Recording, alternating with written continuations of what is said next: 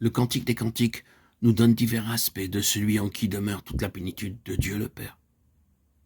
Afin que je le connaisse lui et la puissance de sa résurrection et la communion de ses souffrances, étant rendu conforme à lui en sa mort, Philippiens 3,10. J'étais endormi, mais mon cœur veillait, c'est la voix de mon bien-aimé qui frappe, Cantique 5,2. Le Saint-Esprit ici projette la lumière sur divers points pour révéler parfaitement le modèle, car le racheté doit être rendu conforme à son image.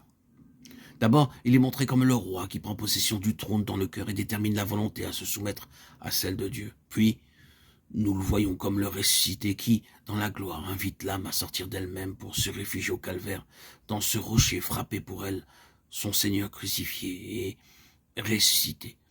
Ensuite, le voici comme le bien-aimé, il se réjouit à cause de celle qui, cachée en lui, vit d'une vie nouvelle. Le bien-aimé énumère les caractéristiques de cette vie et comment elle est manifestée aux autres. Après, il se révèle lui-même comme l'homme de douleur. Et il invite l'âme à prouver sa vocation céleste en suivant son Seigneur sur le chemin de la souffrance, pour être rendu conforme à celui qui a été immolé, l'agneau de Dieu. Bien que le Fils unique du Père ait été fait héritier de toutes choses, bien qu'il fût la splendeur de la gloire du Père et l'image empreinte de sa personne, Hébreux 1,3, il a pris notre humanité, et il a appris l'obéissance par les choses qu'il a souffertes, ayant été rendu parfait par la souffrance, Hébreux 2,10. Comme le Maître, le disciple doit être rendu parfait par la souffrance. Nous sommes héritiers de Dieu et co-héritiers de Christ, si toutefois nous souffrons avec lui, afin que nous soyons aussi glorifiés avec lui. Romains 8,17.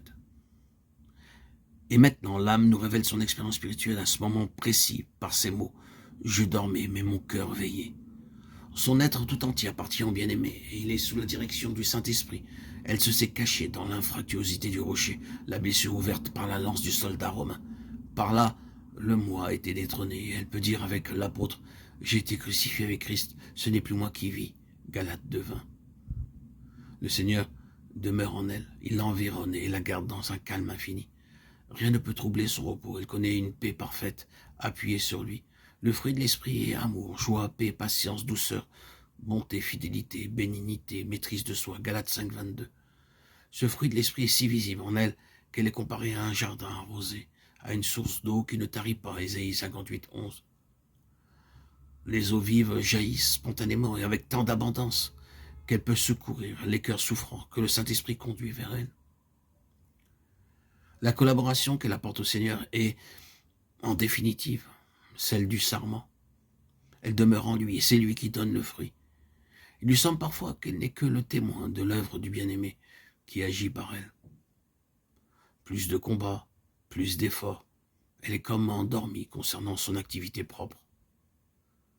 Cependant, elle veille, prête à saisir la moindre indication de sa volonté, car son unique désir est toujours de le connaître, afin que je le connaisse lui, pour parvenir, si je puis, à la résurrection des morts.